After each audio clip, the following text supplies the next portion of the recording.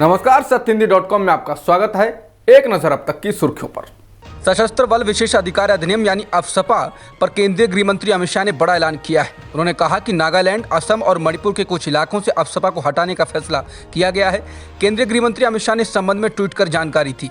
अफसपा देश के अशांत क्षेत्रों में सुरक्षा बलों को विशेष अधिकार देती है कि वो शक के आधार पर ही किसी को गिरफ्तार कर सकती है।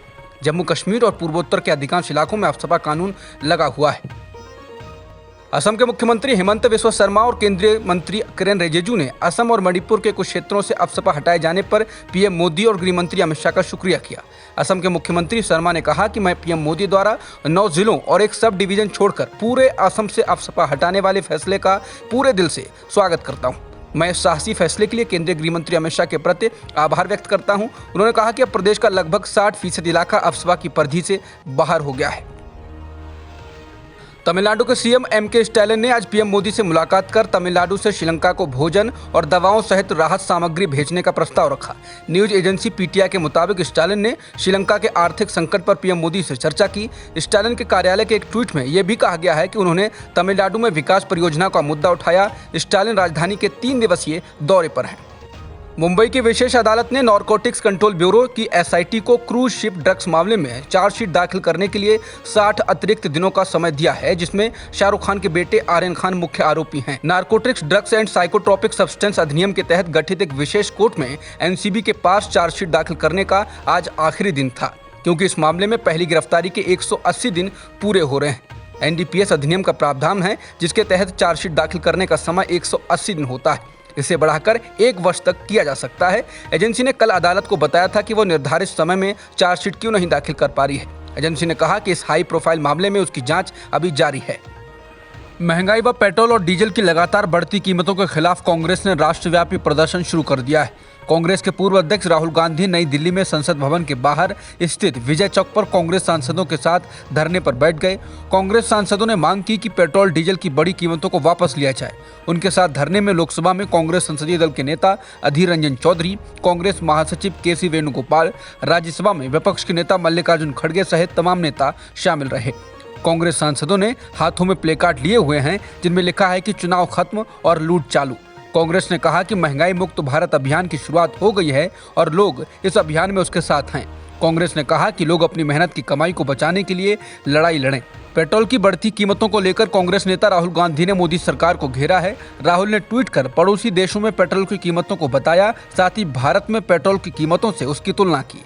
राहुल ने लिखा है, भारतीय रुपए में पेट्रोल के दाम अफगानिस्तान में 66 रुपये 99 पैसे प्रति लीटर, पाकिस्तान में 62 रुपये 38 पैसे, श्रीलंका में 72 रुपये 96 पैसे, बांग्लादेश में 78 रुपये 53 पैसे, भूटान में 86 रुपये 28 पैसे प्रति लीटर, नेपाल में 97 रुपये से कुछ अधिक और भारत में सबसे अधिक 101 रुपये 81 पैसे। इसके साथ ही राहुल ने लिखा, प्रश्न पूछो फकीर से, कैमरा पर बांटे ज्ञान, जुमलों से भरा झोला लेकर लूटे हिंदुस्तान। पेट्रोल और डीजल की कीमतों में बढ़ोतरी रुकने का नाम नहीं ले रही है। गुरुवार को एक बार फिर दिल्ली में पेट्रोल और डीजल के दामों में 80 पैसे प्रति लीटर की बढ़ोतरी हुई है। बीते 10 दिन में पेट्रोल और डीजल के दाम 9 बार बढ़ चुके हैं। इस दौरान कीमतों में 6 रुपये 40 पैसे प्रति लीटर की बढ़ोतरी की जा चुकी है। इस बढ़ोतरी के बाद दिल्ली में पेट्रोल की कीमत 101 रुपये 81 पैसे प्रति लीटर और डीजल की कीमत 93 रुपये से ज्यादा हो गई है। मुंबई में पेट्रोल और डीजल में 84 पैसे प्रति लीटर की बढ़ोतरी हुई है और उसके बाद यहां पेट्रोल की कीमत 116 रुपये 72 पैसे प्रति लीटर हो चुकी है और डीजल की कीमत 100 रुपये 94 पैसे प्रति लीटर हो गई है। दिल्ली पुलिस ने गुरुवार को दिल्ली के मुख्यमंत्री अरविंद केजरीवाल के घर कल हुई तोड़फोड़ की घटना के आरोप में 8 लोगों को गिरफ्तार किया है। पुलिस कुछ और लोगों की तलाश कर रही है। पुलिस की 6 टीमें छापेमारी में लगी हैं। बताया गया है कि सीएम के घर के आसपास के सीसीटीवी कैमरे तोड़ दिए गए थे और सीएम के घर के चारों ओर सुरक्षा घेरा भी तोड़ा गया था। ऐसा बीजेपी के कार्यकर्ताओं ने बीजेपी सांसद तेजस्वी सूर्या के नेतृत्व में किया। वो विधानसभा में कश्मीर फाइल्स को लेकर केजरीवाल के बयान के खिलाफ विरोध प्रदर्शन कर रहे थे। तोड़फोड़ और प्रदर्शन के बाद आम आदमी पार्टी की ओर से कहा गया कि बीजेपी केजरीवाल की हत्या कराना चाहती है। अपनी सरकार बचाने की पुरजोर कोशिशों में जुटे पाकिस्तान के प्रधानमंत्री इमरान खान आज देश को संबोधित करेंगे। दूसरी ओर आज पाकिस्तान की नेशनल असेंबली की बैठक बुलाई गई है और इसमें विपक्ष के द्वारा लाए गए अविश्वास प्रस्ताव पर बहस होगी। इससे पहले इमरान खान ने नेशनल सिक्योरिटी कमेटी की बैठक बुलाई और इसमें तमाम महकमों के आला अफसर मौजूद रहे। कुछ दिन पहले ये खबर आई थी कि बाजवा ने इमरान को हुकूमत से हट जाने के लिए कहा है, लेकिन इमरान खान की क़यादत वाली पाकिस्तान तहरीक इंसाफ यानी PTI ने इस तरह की खबरों को खारिज कर दिया था। अमेरिका और ऑस्ट्रेलिया ने एक रूसी प्रस्ताव पर विचार करने के लिए भारत की आलोचना की है, जो कि अमेरिका और उसके सहयोगियों द्वारा लगाए गए प्रतिबंधों को कमजोर करेगा। ब्लूमबर्ग के हवाले से छपी खबर के अनुसार अमेरिकी वाणिज्य सचिव जीना रायमोंडो ने बुधवार को कहा कि अब इतिहास के सही ओर खड़े होने के साथ साथ अमेरिका और दर्जनों अन्य देशों के साथ खड़े होने का वक्त है। यूक्रेनी लोगों के साथ लोकतंत्र और संप्रभुता के साथ खड़े होने का समय है, न कि राष्ट्रपति पुतिन के युद्ध को वित्त पोषण देने और सहायता देने का। उन्होंने रूस के प्रस्ताव पर भारत के रुख को गहरा निराशाजनक बताया। इसके अलावा ऑस्ट्रेलिया के व्यापार मंत्री डैन तेहान ने कहा कि लोकतंत्र के लिए यह जरूरी है कि एक साथ काम किया जाए। यूक्रेन ने बुधवार को एक बार फिर भारत से उम्मीद जताई कि वो रूस के साथ अपने प्रभाव का इस्तेमाल करे। एनडीटीवी से बात करते हुए जब यूक्रेन के विदेश मंत्री दिमित्री कुलेबा से पूछा गया कि क्या वो प्रधानमंत्री नरेंद्र मोदी को यूक्रेन के राष्ट्रपति वोलोदिमीर जेलेंस्की और राष्ट्रपति पुतिन के बीच मध्यस्थ के रूप में देखते हैं, इस पर कुलेबा ने कहा कि अगर प्रधानमंत्री मोदी उस भूमिका को निभाने के इच्छुक हैं तो हम उनके प्रयासों का स्वागत करेंगे। उन्होंने कहा कि यूक्रेन भारतीय उत्पादों का एक विश्वसनीय ग्राहक रहा है। उन्होंने कहा कि हम आपसे अनुरोध करते हैं कि रूस के साथ भारत अपने संबंधों का लाभ उठाए और राष्ट्रपति पुतिन को युद्ध रोकने के लिए मनाए।